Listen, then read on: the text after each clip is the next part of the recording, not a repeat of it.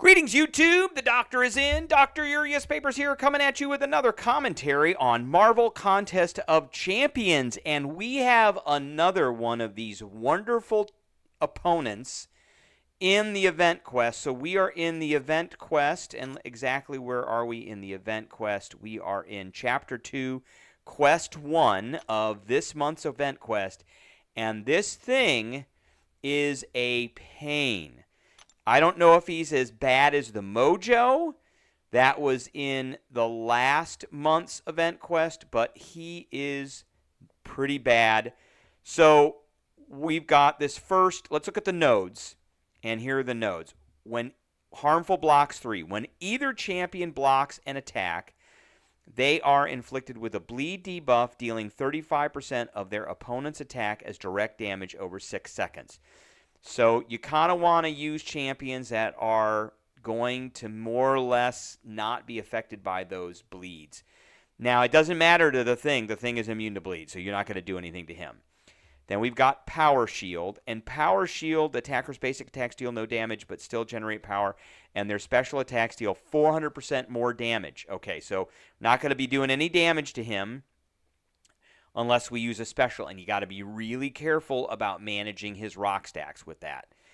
Next one is Special Connoisseur, which means the defender takes 90% reduced damage from all sources except special attacks activated while the attacker has an active prowess effect, which means that we have to have champions like Bishop, like Dust, like Apocalypse, like Kitty Pryde, that or Storm Pyramid X, that are going to have prowess effects. And then, just to make it worse, this also has Matador.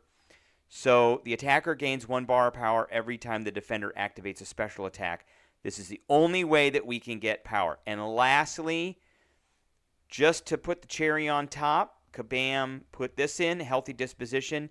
So they start stun immune, then slow immune, then heal block immunity. So the big one is stun immune. We're not going to be able to parry right off the bat for the first 8 seconds. So we're going to start this with Bishop because he's one of my favorites.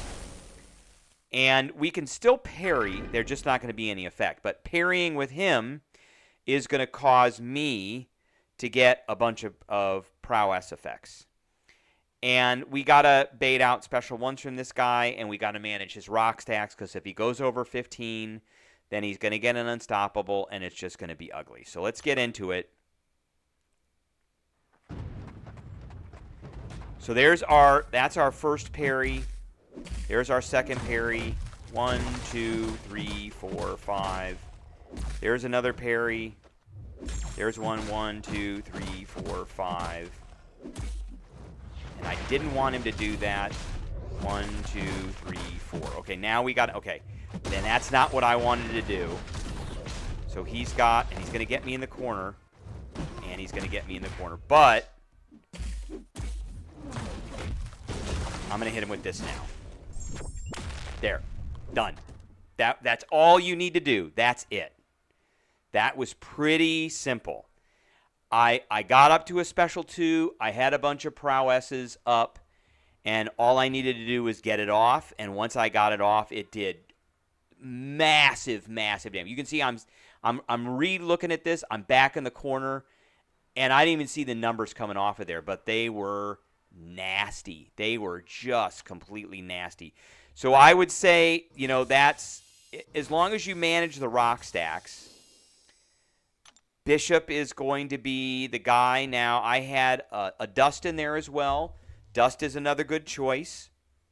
Lots of prowess effects, and puts debuffs on, and does a lot of damage with like Special 2 and Special 1 with those prowesses, especially with the Power Shield and the 400% effect. All right, that is a video I got for everybody. I appreciate everybody tuning in, and I will catch everybody